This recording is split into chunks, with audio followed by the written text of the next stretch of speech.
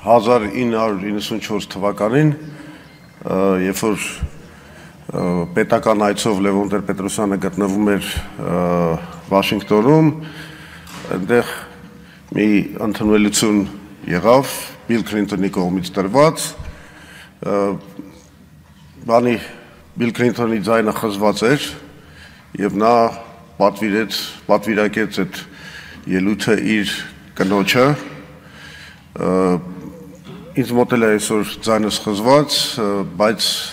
քանի որ կինս մի քիչ ջերմ տենց շատ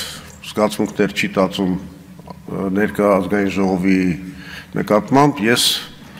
ստիպված պետք է ինքս այս ելույթը ունենամ եւ մի անգամից կուզեի անել հետեւյալ հայտարարությունը, որևէ ավելորդ դատարկ խոսակցություններից զերծ մնալու, տարբեր մեկնաբանություններ, բամբասանքներ եւ ասեկոսերներ հերքելու համար մի անգամից հայտարարում եմ, որ Հայ ազգային կոնգրեսը չի պատրաստվում դաշինք կամ միասնական քաղաքական շարժում կազմել ոչ Ռոբերտ Քոչարյանի, ոչ էլ Սերժ Սարգսյանի ղեկավարած քաղաքական ուժերի հետ։ Հիմա ասենք բուն թեմային։ Ինչու պետք է հեռացվի եւ արդյոք պետք է հեռացվի Փաշինյանը։ Դե գիտեք ինչ, Նիկոլի կառավարման 7.5 տարիները նշանավորվել են հայ ժողովրդի համար աղետալի հետևանքներով։ Ես հիմա չեմ ուզում անդրադառնամ ներքին կառավարման բնագավառում իր բոլոր ձախողումներին, նկատի ունեմ եւ Հյուսիսարավ ավտոմոբիլային ճանապարհի կառուցման այդ աշխատանքների ձախողումը ընդամենը 20%-ն է արված այդ ճանապարհի, նկատի ունեմ բոլոր ամեն տեսակի բարեփոխումների ձախողումը, ինչպիսիք են օրինակի համար հռչակված ոնց էր անցումային արդարադատության ռեֆորմը, դատաիրավական ռեֆորմը, առողջապահական ռեֆորմը, հարկային ռեֆորմը, ամենուրեք ձախողում, այս համընդհանուր հայտարարագրման ռեֆորմը, ամենուրեք մենք ունենք ձախողումներ։ Ձախողվել է նաև Մարտի բեկի գործի բացահայտման գործընթացը, ձախողվել է կոռուպցիոն բացահայտումների գործընթացը, էլ չեմ խոսում նրա մասին, որ մարդու իրավունքների եւ ժողովրդավարության բնագավառում մենք ունենք այս խայտառակ վիճակը, երբ այո ասում են կարող ես ընտրվել, բայց հետո մենք քեզ կամ կհեռացնենք, կամ քրեական գործ կառուցենք, կամ բանտ կնստացնենք, կամ էլ ուղղակի կսպանենք։ Ոչ, գլխավոր ձախողումները Փաշինյանի ներքին կառավարման բնագավառում չեն այնուամենայնիվ։ Նրա գլխավոր հանցանքը ժողովրդի առաջ եւ գլխավոր ձախողումը դա այն է, որ ինքը կործանեց հայ ժողովրդի անվտանգության համակարգը։ Իր 7.5 տարվա կառավարման ժամանակ մենք Ադրբեջանի հետ ունեցել ենք 10 ռազմական բախում, որի հետևանքով կորցրել ենք 5000 մարդ, իսկ եւս մեկ հայոց աշխարհ Արցախը կրկնեց Բիթլիսի, Վանի, Էրզրումի, Կարսի ճակատագիրը։ Հիմա էլ վտանգը կախված է Սյունիքի վրա։ Կարելի է հարց տալ, որը իրենք միշտ տնում են, թե իսկ միթե Նիկոլ Փաշինյանն է պատասխանատու այս ամեն ինչի համար։ Եվ մենք ինչու ենք ասում, որ այնուամենայնիվ այս ամենը Նիկոլ Փաշինյանի, հենց Նիկոլ Փաշինյանի քաղաքականության հետևանքն է։ Շատ պարզ։ Նրանք մեր ժողովրդից պահպանում են մի կարևորագույն գաղտնիք, որը ամենալուրջ վկայությունն է իր գործած հանցանքների մասին։ Դա այն է, որ 2019 թվականին ապրիլին, իսկ հետո նաև հունիսին Նիկոլ Փաշինյանին Մինսկի խմբի համանախագահության կողմից ներկայացվել է մի փայլուն պլան խաղաղության, որով եթե այն իրագործվեր, մենք կունենայինք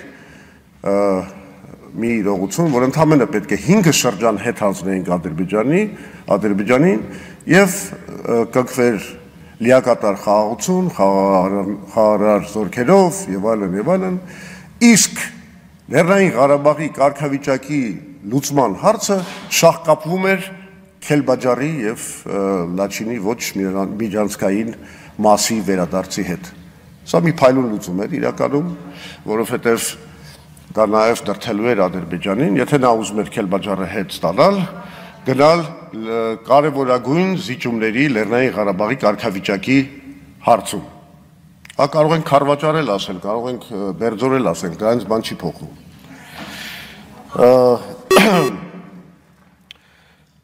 Հիմա ավելի ինչ ասեմ, ապշեցուցիչ, ուղղակի ցնցող մի ինքնախոստովանություն Նիկոլ Փաշինյանը արել է օգոստոսի 23-ի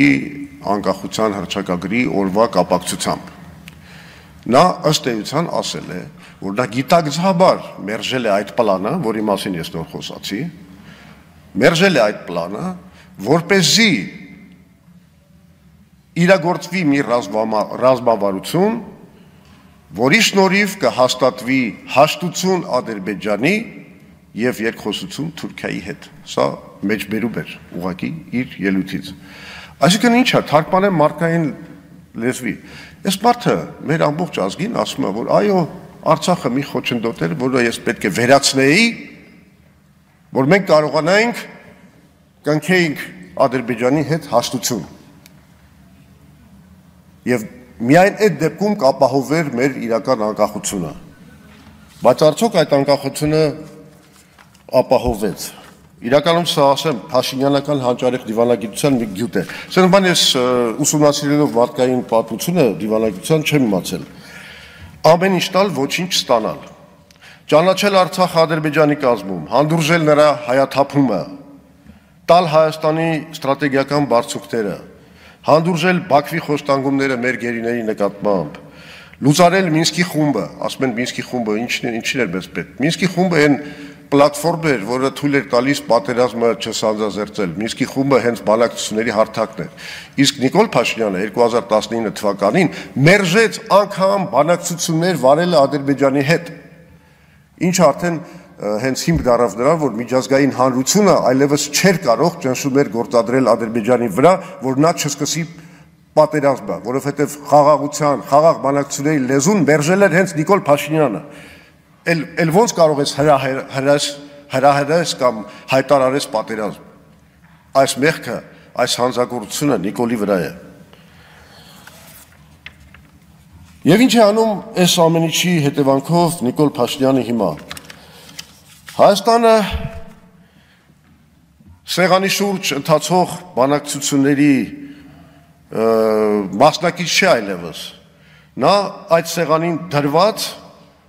ուտելիքի կարգավիճակի մեջ է հայտնվել, ինչպես Չեխոսլովակիան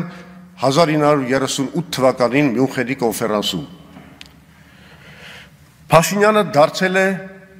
Ադրբեջանի գործիքը, փորձում է Հայաստանից սարքել Ադրբեջանի վասալային պետություն, նրա ճնշման տակ փոխել սահմանադրությունը, կտրելով պետության կապը, մեր պետության կապը անկախության հռչակագրի հետ։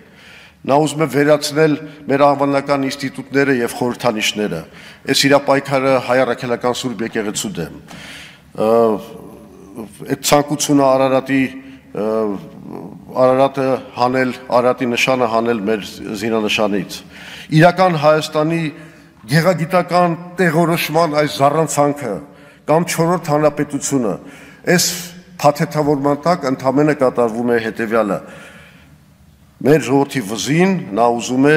փաթաթել ադրբեջանահպատակ հայկական պետության մոդելը։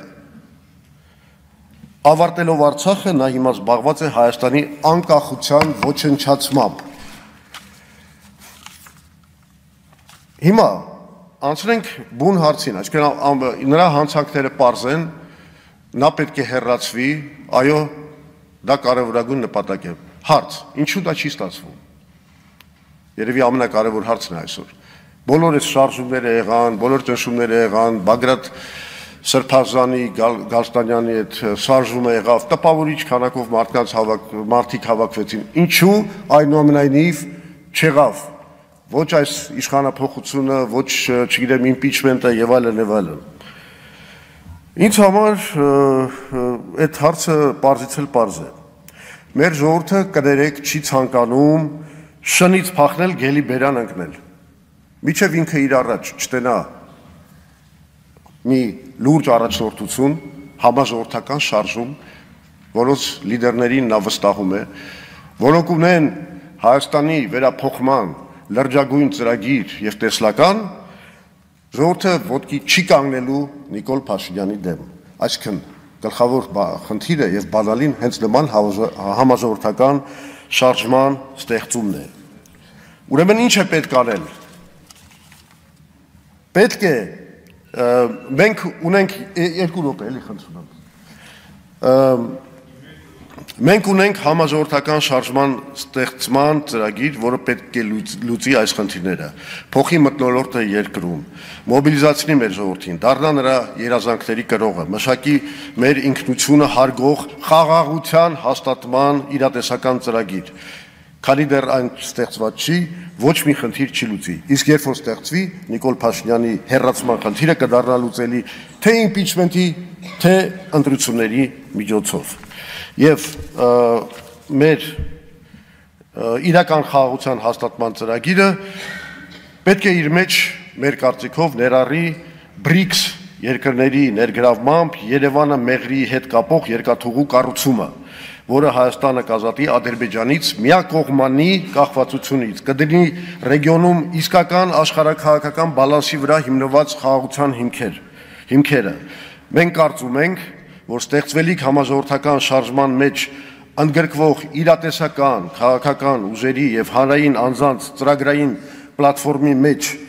հյուսիս-հարավ երկաթուղու ստեղծված նախագիծը կարող է դառնալ բոլորիս միավորող ազգային ծրագրի հիմնարար դրույթներից մեկը եւ խոստանում ենք շատ շուտով կազմակերպել այդ նախագծի հանրային քննարկումը։ Շնորհակալություն։ Մի հատ էլ կարգախոս ասեմ վերջում գնամ էլի։ Մեր քաղաքական որոշ գոլեգաներին առաջարկում եմ մի քիչ ձևափոխել այն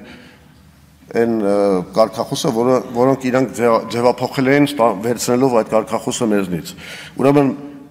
հարցերը կլուծի պայքար ճիշտ ձևով։